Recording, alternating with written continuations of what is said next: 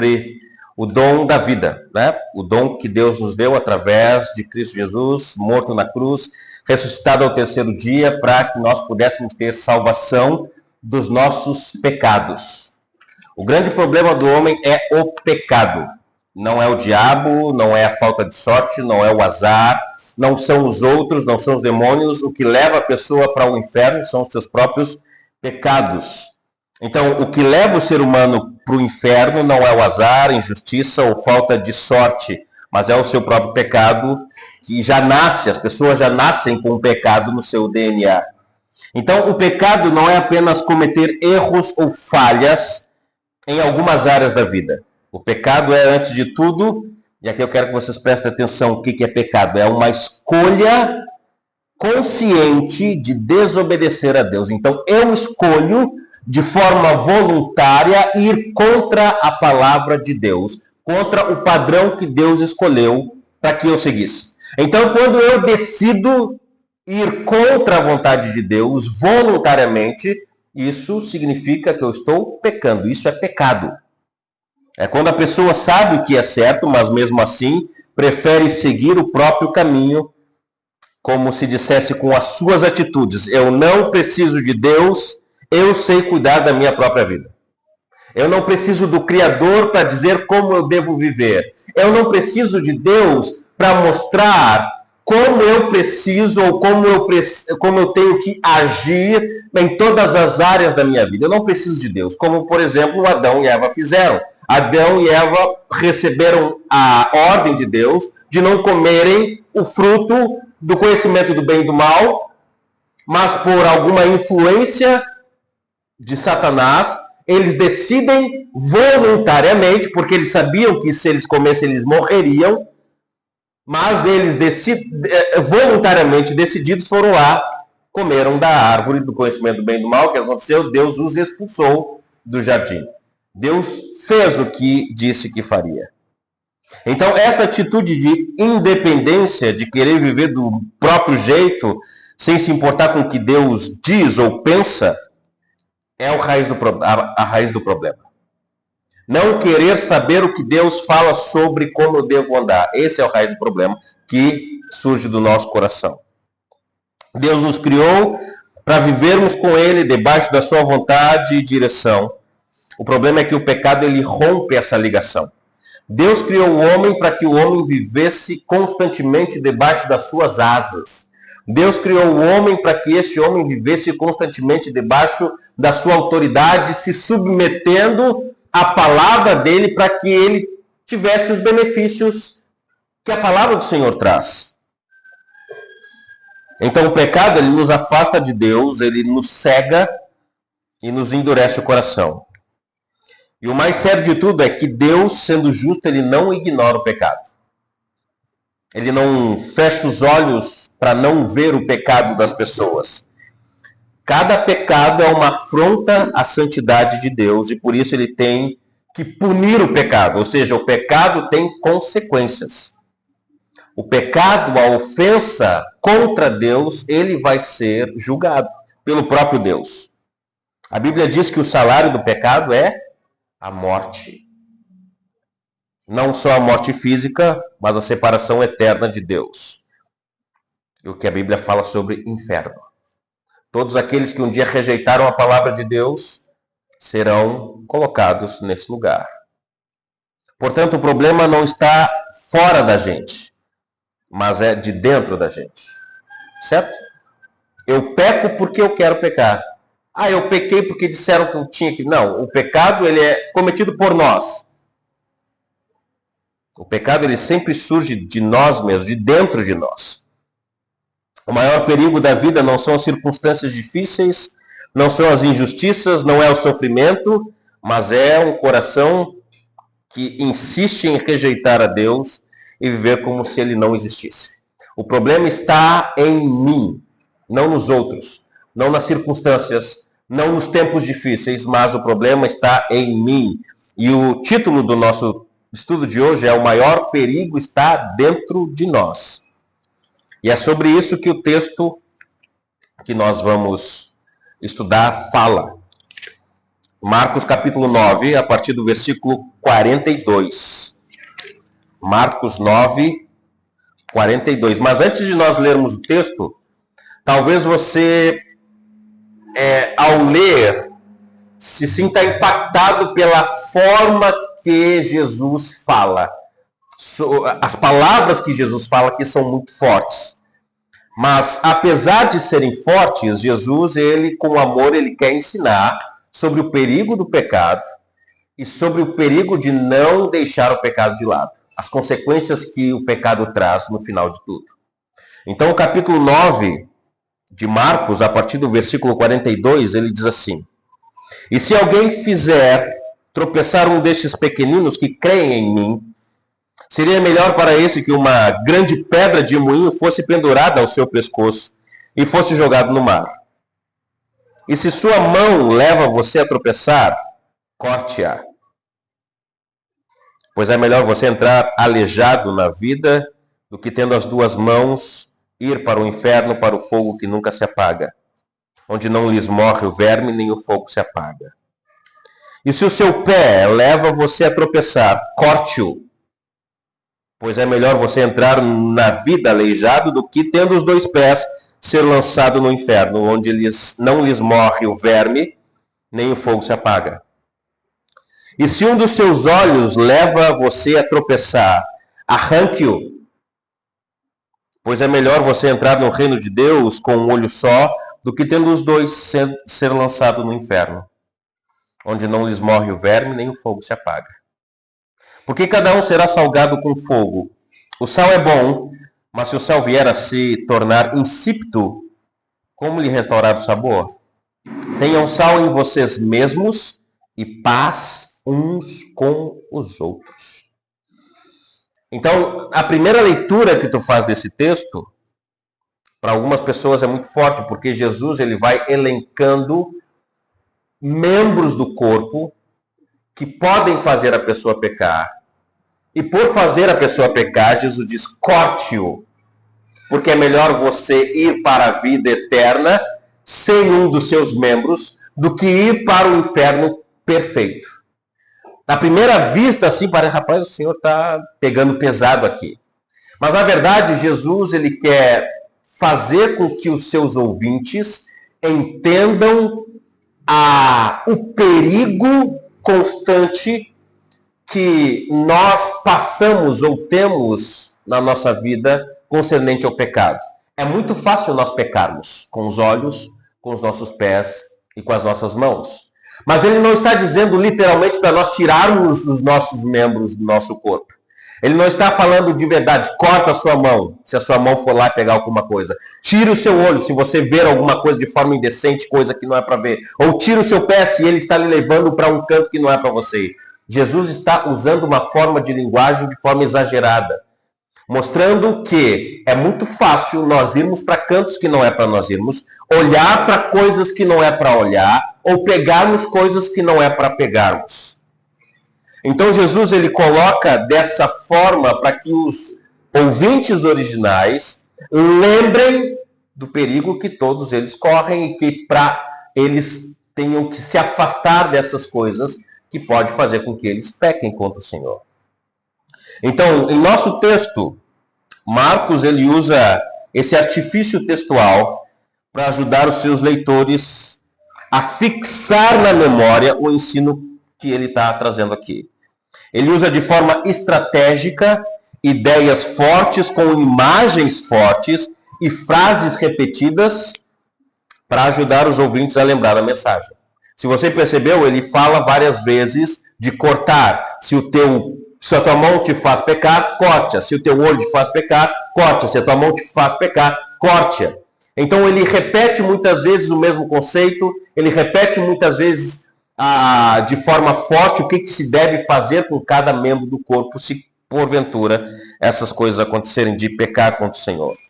E Marcos faz isso para enfiar nas nossas cabeças que o pecado é perigoso e a realidade do juízo eterno é real. O texto começa advertindo as pessoas sobre a má influência sobre a vida daqueles que já são servos do Senhor. E aqui a gente vê uma pequena divisão no texto. O versículo 42, ele fala de um perigo externo. A partir do versículo 43, ele fala do perigo interno. Como é que se dá isso? O versículo 42, ele diz: e se alguém fizer tropeçar um destes pequeninos, que creem em mim, seria melhor para este que uma grande pedra de moinho fosse pendurada ao seu pescoço e fosse jogada ao mar. Se vocês lembram nos estudos anteriores dos domingos passados, Jesus ele está ensinando os seus discípulos a serem humildes, a serem servos dos outros. Se nós lembramos, há 2 domingos atrás, Jesus, quando ele ajuda o pai do menino endemoniado, ele está caminhando para Cafarnaum junto com seus discípulos, e os discípulos no meio do caminho eles estão discutindo quem é o maior no reino do Senhor. E aí Jesus ensina que aquele que quer ser o maior no reino do Senhor, ele deve servir, ele deve ser servo dos outros. Não buscando status, não buscando ser o maioral, mas este que quer ser o maior, ele deve se humilhar e ser servo dos outros.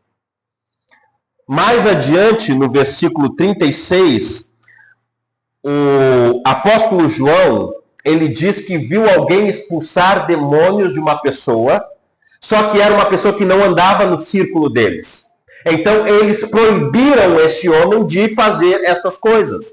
O versículo 38 do 9 diz assim: João disse a Jesus: Mestre, vimos um homem que expulsava demônio em seu nome, mas nós o proibimos de fazer isso porque não nos seguia. Ou seja, o apóstolo João, um dos 12, viu alguém expulsando demônio em nome de Jesus, e ele diz: tu não pode fazer isso aí não, porque tu não faz parte do nosso grupo. Jesus então vai ensinar que todos aqueles que fazem a obra de Jesus, mesmo que não ande no mesmo grupo, deve continuar fazendo e não deve ser reprimido de fazer a obra do Senhor. Versículo 39, mas Jesus respondeu: não o proíbam, porque não há ninguém que faça milagre em meu nome e logo a seguir passa a falar mal de mim. Pois quem não é contra nós é a favor de nós.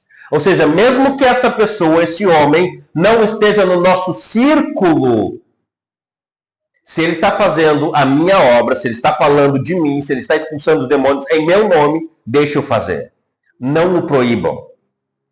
E ele diz: pois aquele que lhes der de beber um copo d'água em meu nome, porque vocês são de Cristo, em verdade lhes digo que de modo nenhum perderá sua recompensa. O que ele está dizendo é que existem outros cristãos que não fazem parte do nosso meio, mas que falam de Jesus, que fazem a obra de Jesus, mas que não podem ser proibidos de fazer isso só porque talvez não tenham a mesma estrutura que nós temos, não são da mesma denominação que nós somos, ou porque tem uma linha doutrinária que não é contra a Bíblia, mas porque nós não concordamos com elas. Deixa eu dar um exemplo só para eu fechar esse ponto aqui. Por exemplo, existem discussões, e depois eu posso explicar melhor para vocês, de grupos de cristãos que se denominam calvinistas e arminianos. São pessoas que estudam e acham que um teólogo Calvino, que viveu há muito tempo atrás, está certo. Outros acham que Armínio, amigo de Calvino, está certo. E há sempre uma briga entre eles. E, por exemplo, há missionários que são calvinistas e missionários que são arminianos. E há igrejas que, na sua teologia, no seu ensino, são calvinistas, mas que não apoiam missionários arminianos porque têm ensinos teológicos arminianos. Ou seja, chega um missionário na igreja de calvinistas, ele vai apresentar: nós queremos ir para a África, nós queremos falar de Jesus, que a salvação pela graça só vem apenas em Jesus, que eles precisam se arrepender dos pecados, que eles precisam crer em Jesus. É bíblico isso, é o que Jesus ensina, é o que nós ensinamos. Mas porque a igreja é calvinista, ele diz: não, nós não vamos lhe apoiar, nós não queremos financiar o seu projeto. Então, há brigas entre cristãos assim. E o que Jesus está nos ensinando é que o reino de Deus é maior do que a minha denominação, é maior do que a placa da igreja, é muito maior do que discussões teológicas entre assembleianos, batistas, presbiterianos. Vocês estão entendendo o ponto?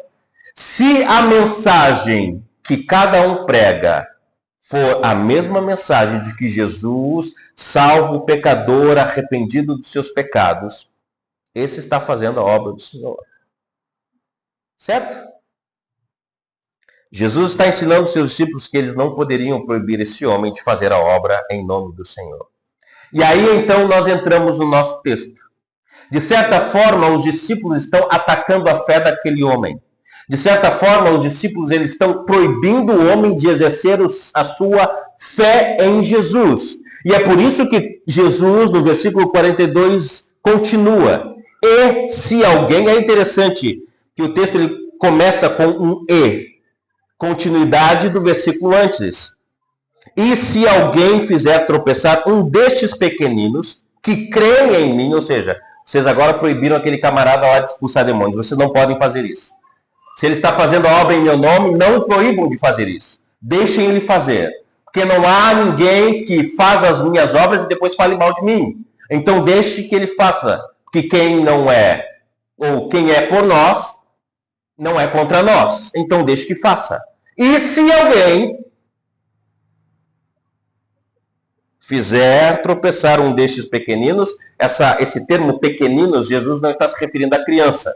Está se referindo a irmãos, a servos dele, humildes, com menos, talvez, possibilidades, oportunidades, mas que estão fazendo a obra do Senhor.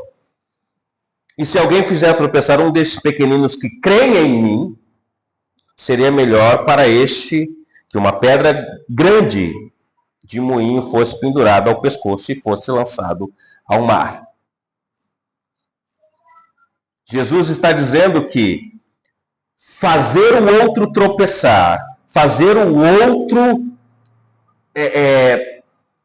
pecar contra o Senhor, atacar a fé de outra pessoa, as consequências para esse que está fazendo esta pessoa pecar, é como se, na verdade, se essa pessoa está fazendo esse pequenino que crê em Jesus pecar, afastando-o da fé, seria melhor colocar uma pedra gigante, pedra de moinho é como se fosse uma roda gigante, que servia para amassar as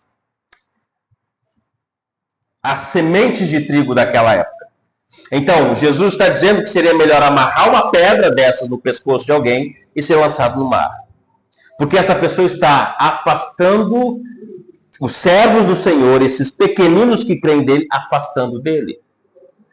Então, para enfatizar a seriedade do ato de levar um crente a pecar, Jesus afirma que seria melhor ser lançado no mar com uma pedra grande rodada no pescoço, ao redor do pescoço.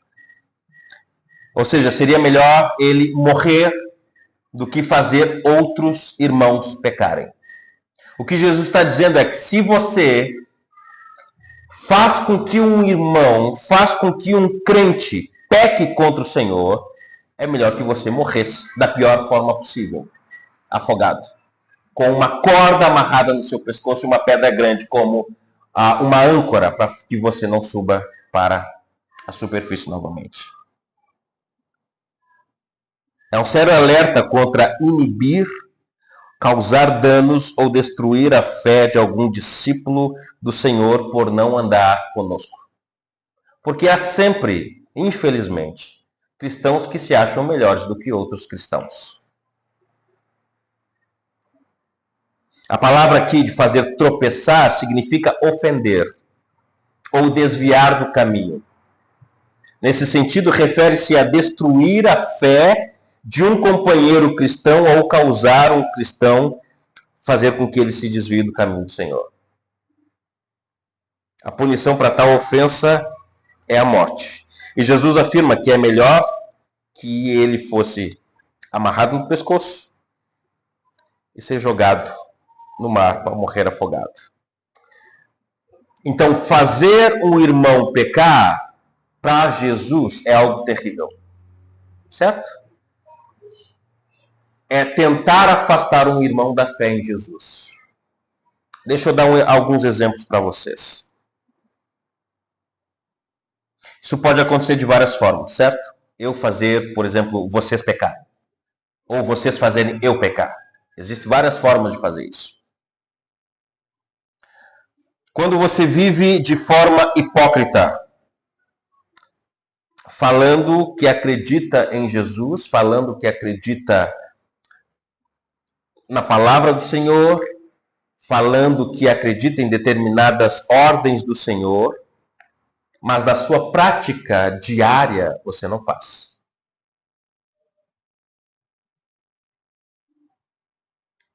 Você age como o mundo age. Certo? Por exemplo, tentando dar um jeitinho para conseguir aquilo que você quer. Ou você chega para um irmão que está precisando de alguma coisa, por exemplo, o irmão que está pleiteando uma promoção no trabalho. Ele vai contar para um outro irmão: ei, rapaz, eu estou lá pleiteando uma promoção no trabalho e tá difícil, tem outros lá, concorrentes, e aí esse irmão diz: ei, rapaz, puxa o pano deles, faz isso, aquilo, aquele outro, e tu consegue a promoção. Eu já fiz isso, dá certo. Isso é fazer com que o irmão peque contra o Senhor. Estão entendendo o ponto? É fazer com que esse irmão que crê no Senhor está tentando fazer as coisas certas, mas esse outro cristão está dizendo: não, dá certo. Deus, ele pode te ajudar, mas faz desse jeito. É um jeito ilegal. É um jeito que não agrada a Deus. Ou seja, de certa forma, está fazendo com que o outro peque contra o Senhor. É como se fosse: não dá nada. Se dá bem pouquinho. Tu já ouviu essa? Não dá nada, se dá bem pouquinho. Incentiva ou minimiza o pecado dos outros. Ah, não tem nada a ver. Deus, ele entende. Ah, mas eu não posso falar isso. Não, mas Deus, ele vai te abençoar. Deus. E aí usa exemplos de mentiras que aconteceram em raras vezes nas Escrituras para justificar o que quer se fazer. Dá um mau exemplo em casa, mas na igreja é o exemplo para todos os irmãos. No trabalho, faz coisas que não é para fazer, mas na igreja, de certa forma, os irmãos veem essa pessoa como uma pessoa boa. Participa de fofocas, divisões, escândalos dentro da igreja, zomba da fé sincera dos simples, despreza o zelo de quem quer agradar a Deus, dizendo: não precisa te esforçar tanto assim, pega mais leve. Enquanto o outro quer fazer com excelência as coisas, o outro irmão está dizendo: não, calma, vamos fazer aqui como nós fazemos em casa. Às vezes, irmãos abandonam outros que precisam de apoio, ferindo as emoções dessas pessoas que estão precisando de apoio, achando que pode encontrar nesses irmãos um ombro para chorar, mas acaba achando um não, achando eu não tenho tempo, achando desculpas para não ser abençoado pelos outros. Então, existem coisas que nós fazemos que acaba afastando os outros da fé. Acaba magoando as pessoas, acaba fazendo com que irmãos que têm zelo pela fé, irmãos que creem de fato em Jesus, acabam se desgostando com a igreja, se desgostando de Jesus e acabam saindo da igreja, por causa de outros cristãos.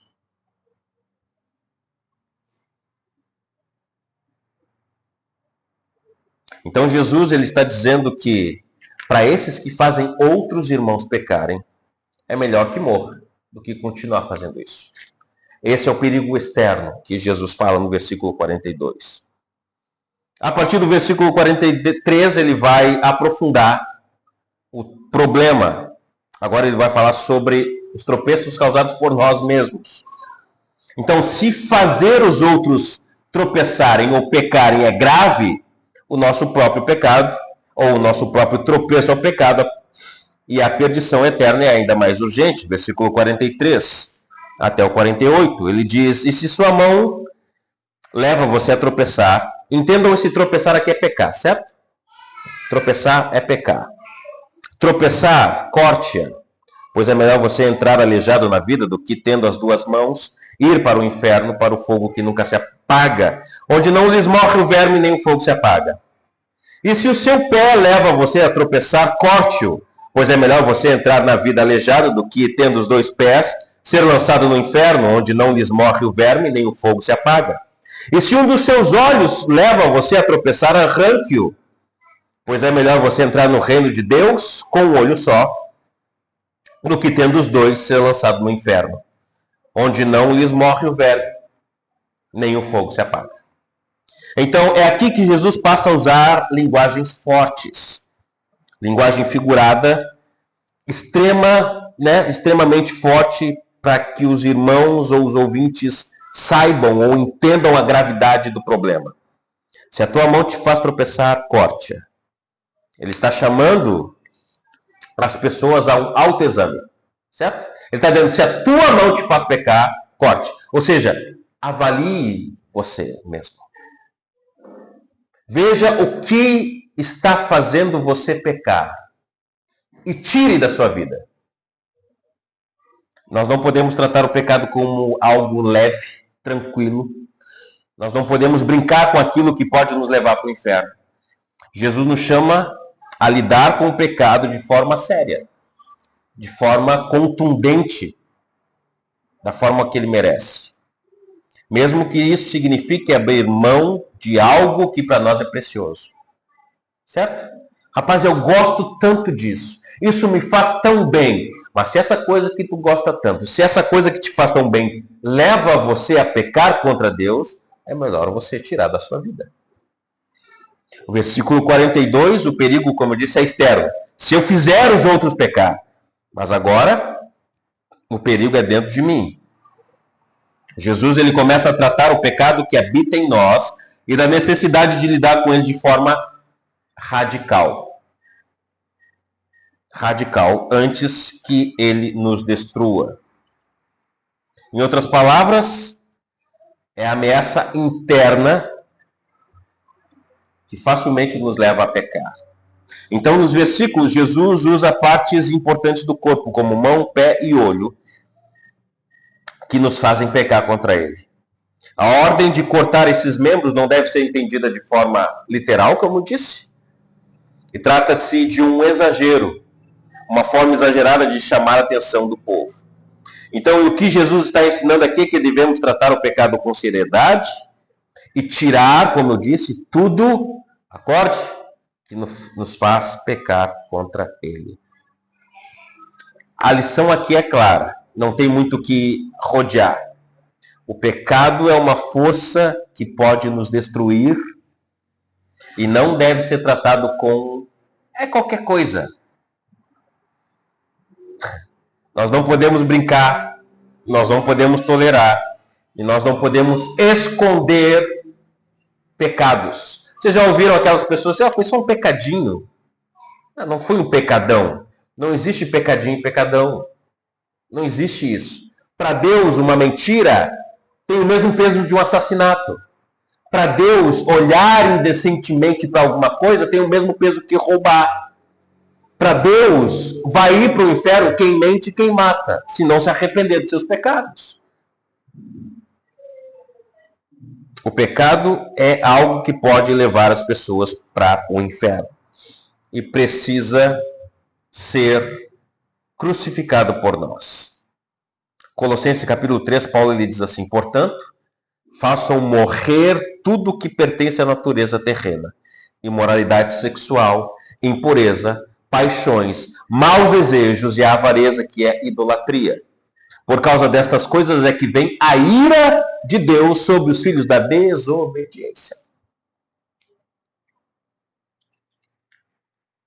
Paulo ele diz em 1 Coríntios capítulo 9, versículo 27, esmurro o meu corpo e reduzo o meu corpo à escravidão. Ou seja, ele fazia com que o seu corpo sofresse para agradar a Deus. Porque, sendo claro aqui, deixar determinadas coisas que desagradam a Deus, e essas coisas às vezes nos traz prazer, nos traz alegria, nos traz contentamento, mas é necessário deixar para que nós não sejamos lançados no inferno. Um cristão que continua, por exemplo, frequentando rodas de amigos que bebem, falam palavrões, incentivam aventuras exageradas que desagradam a Deus. Por mais que seja difícil, ele precisa se afastar desses amigos com amor, mas com firmeza. Eu amo vocês, vocês são os meus amigos, mas eu não vou mais andar com vocês. Não posso mais andar com vocês. Amizades que te afastam de Deus ou te empurram para o pecado. Relacionamentos que te influenciam negativamente, mesmo que sejam amizades antigas, íntimos ou até mesmo familiares. Grupos sociais ou ambientes que promovem vícios, impureza ou zombam da fé.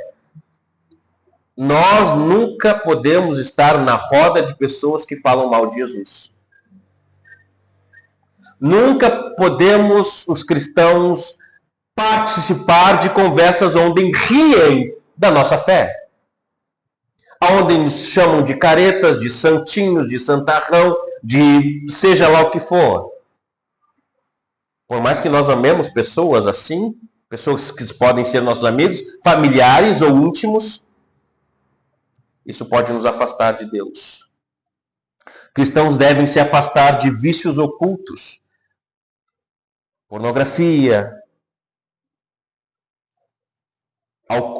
alcoolismo, jogos, redes sociais que levam a fazer coisas que não devem fazer, conversas imorais, maus hábitos alimentares, comer demais, preguiça, procrastinação, descontrole emocional, como aquelas pessoas que ficam irados e chateados e saem do sério por qualquer coisa, são comportamentos que podem nos levar a pecar contra Deus.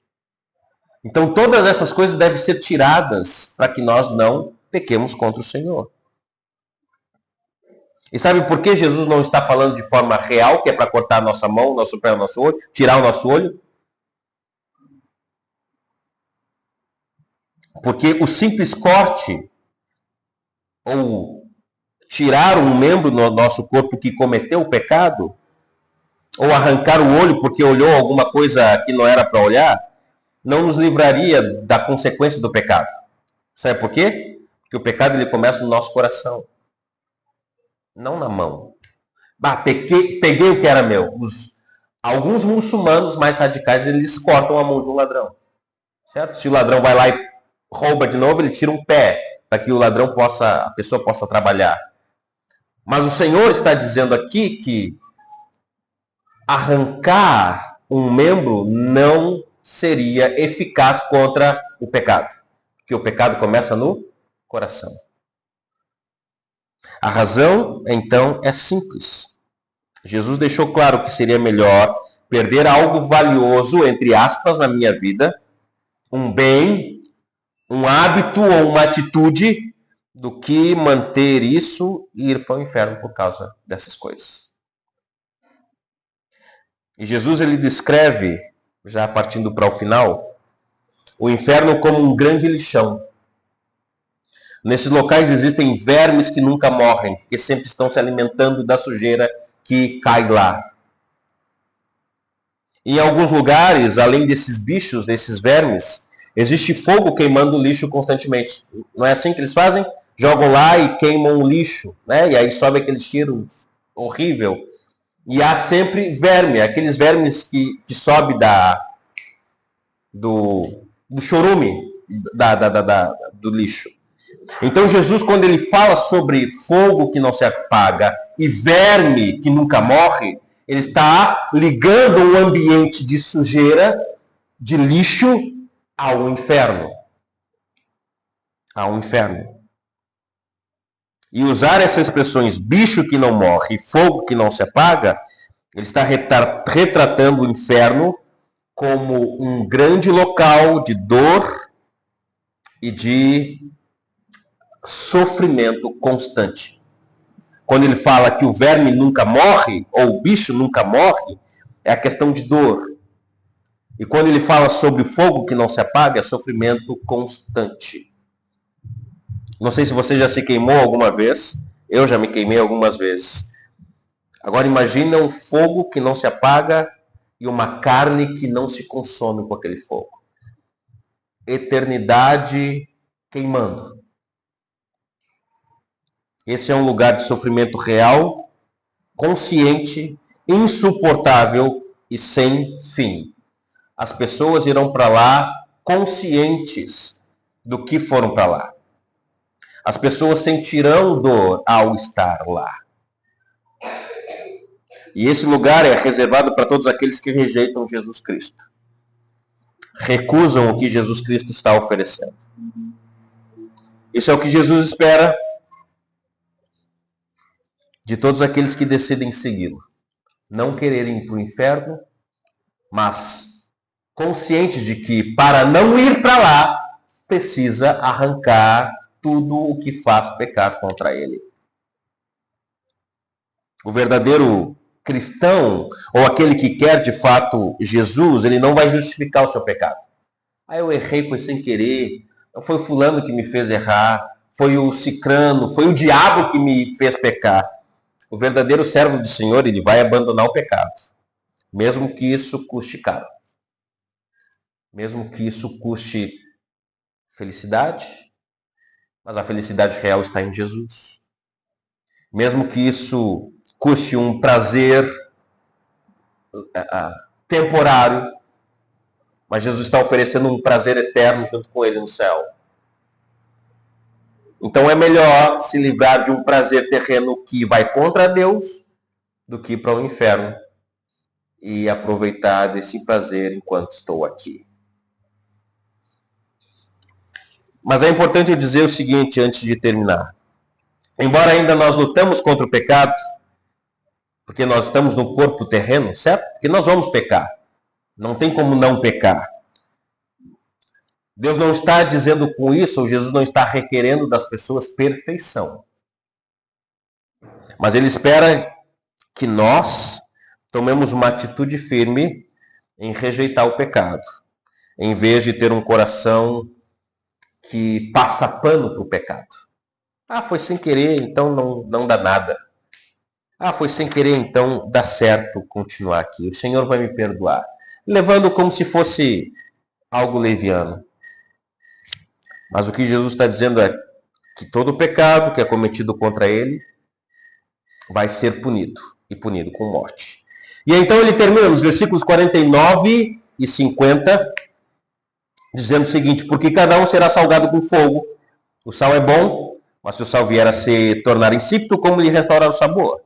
Tenham sal em vocês mesmos e paz uns com os outros.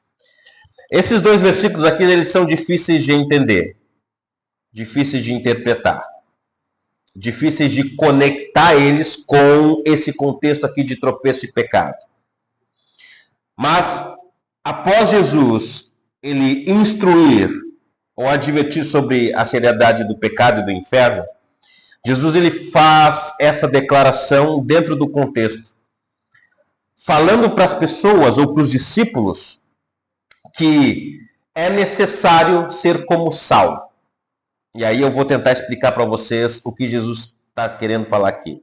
Às vezes, quando Jesus fala sobre o sal, a gente logo lembra de Mateus 5,13, quando ele diz: vós sois o sal da terra. Vocês lembram desse texto? Onde os discípulos eles têm que ser símbolos, ou eles são como sal, para preservar a doutrina e evitar que a podridão do pecado avance cada vez mais.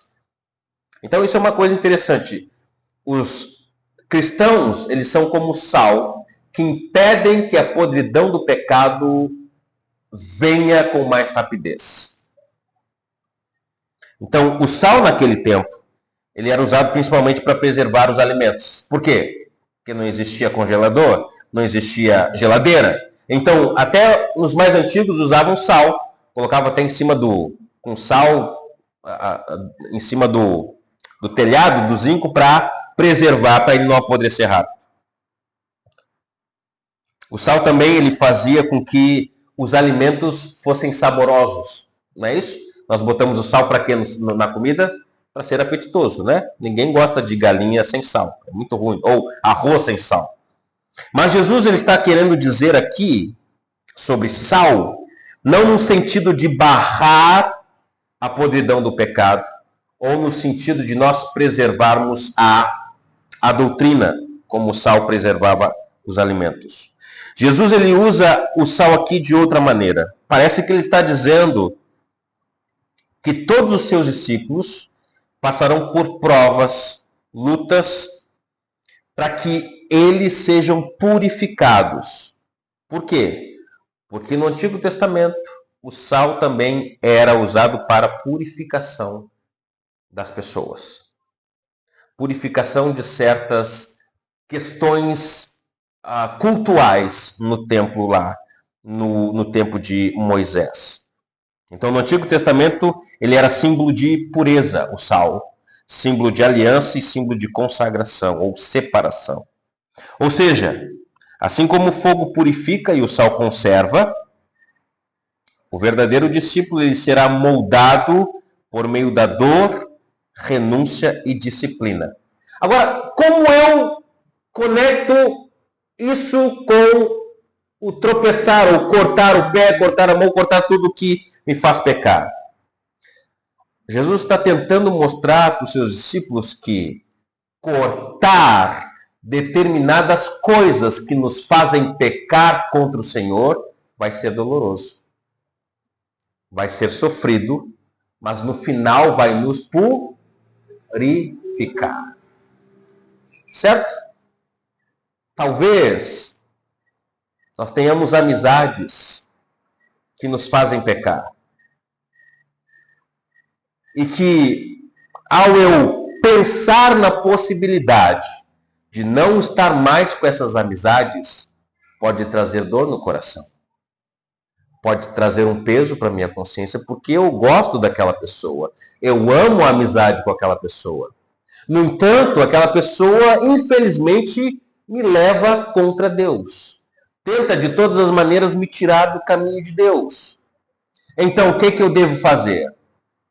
Eu devo cortar a amizade com ela, mesmo que isso signifique que eu tenha algum tipo de dor. Mesmo que eu tenha que renunciar a essa amizade, essa minha atitude vai me dar oportunidade de eu ser mais santo. Estão entendendo? É uma forma simbólica de afirmar que a vida cristã envolve sofrimento, mas um sofrimento que leva à santificação. Como é que o ouro ele fica mais puro? Você sabe como é que o ouro fica mais puro? Como é que o ourives faz para que o ouro fique mais puro? Deixe de ficar bruto? Ele precisa passar no fogo.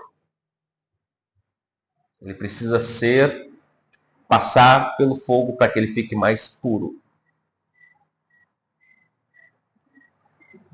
É um processo doloroso, mas é necessário para que o cristão ele se mantenha fiel e íntegro diante de Deus. Além disso, ele termina com uma advertência. Tende sal em vós mesmos e paz uns com os outros. Bom, se o sal, o símbolo aqui, o simbolismo aqui, o que Jesus está dizendo, é que se o sal ele vai servir, eu preciso ter sal em mim, porque é o que o texto diz, porque cada um será salgado com fogo. Então, quando eu corto da minha vida certas coisas que vão contra Deus, mas que me purificam, que me tornam mais santos, mais próximos dele, isso vai me causar em algum sentido ou em algum grau algum tipo de sofrimento. Tudo bem. Mas é para uma boa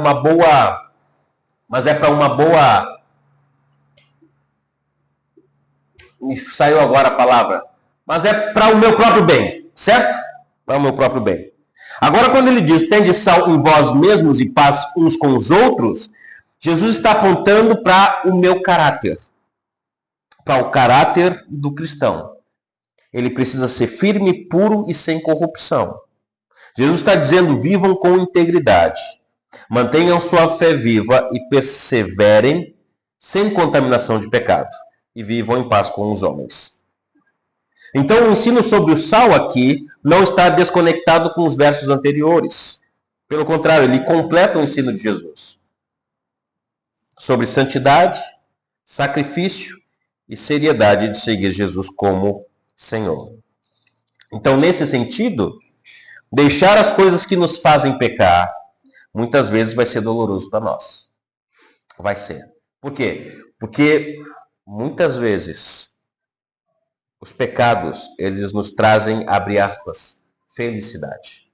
Fazer determinadas coisas que vão contra Deus, isso é bom. Lembram que a serpente falou para Eva? Na verdade, o que Eva sentiu quando viu o fruto? Ela viu que a fruta era boa para dar entendimento. Ela viu que a fruta era bonita aos seus olhos. Ela foi e comeu. Então, tudo o que o pecado nos oferece é bonito, é prazeroso, traz em algum sentido felicidade, mas só que nos afasta de Deus. E cortar determinadas coisas que nos trazem felicidade, prazer, satisfação, às vezes é doloroso. Então, ser salgado com fogo é aceitar a dor de se confrontar ou de ser confrontado por Deus e me submeter à sua palavra. É renunciar até mesmo às coisas que nos são queridas, se elas nos contaminam. Romper amizades, deixar por um tempo as redes sociais, se for necessário, deixar séries que eu assisto que possam influenciar para o mal o meu caráter, deixar ambientes que me empurram para o pecado, sair de grupos de conversas com conteúdo impróprio, que promove fofoca ou promove algum tipo de discussão. Então, na vida cristã, os sofrimentos não são sinais de abandono de Deus, mas são instrumentos dele para a nossa santificação. Jesus não quer o nosso mal quando ele diz lá em Salmo capítulo 1, bem-aventurado o homem que não se detém no caminho dos pecadores, não anda no caminho dos pecadores, não se detém aonde os ímpios estão e não se assenta na roda dos escarnecedores. Às vezes nós temos amigos que são escarnecedores, amigos que são ímpios, amigos que não são pessoas como nós que cremos em Jesus. Jesus disse que todos nós, os discípulos, seriam salgados com fogo. E isso inclui as lutas que enfrentamos. Então, por isso, precisamos aprender a aceitar as provações com fé e firmeza, sem falar mal uns dos outros ou de Deus.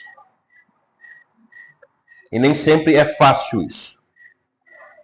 Nem sempre é fácil renunciar de certas coisas que nós gostamos.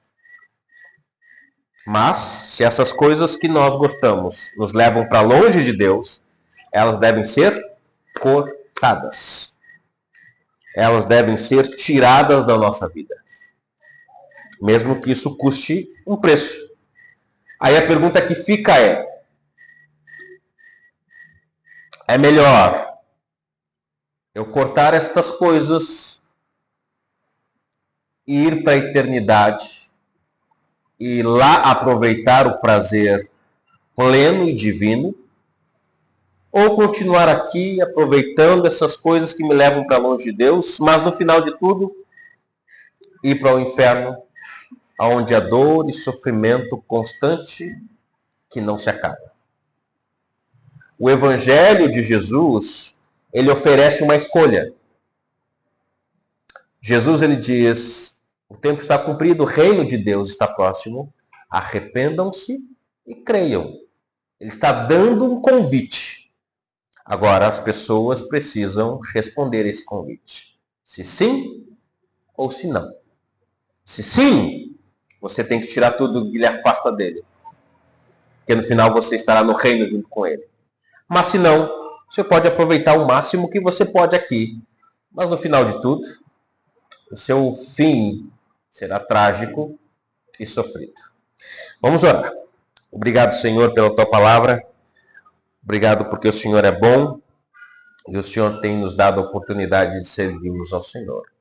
Nos ajude a cortar tudo aquilo que nos afasta de Ti, tudo aquilo que faz nos pecar contra Ti. E nos ajuda, Deus, que mesmo que doa renunciar a essas coisas, que nós olhemos para a felicidade que o Senhor tem para nós no futuro. Nós te rendemos graças e te louvamos, bendizendo o teu nome. Em nome de Jesus. Amém.